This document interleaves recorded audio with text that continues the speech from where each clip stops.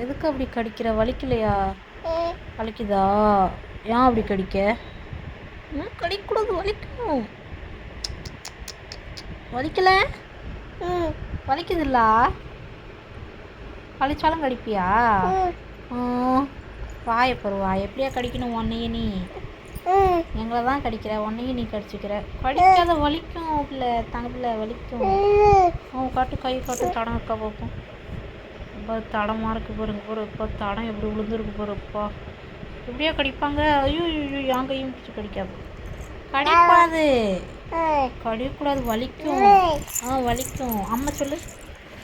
அம்மா, அம்மா, ஏய் இல்லை அம்மா, அம்மா. சரி, அப்பா, அப்பா,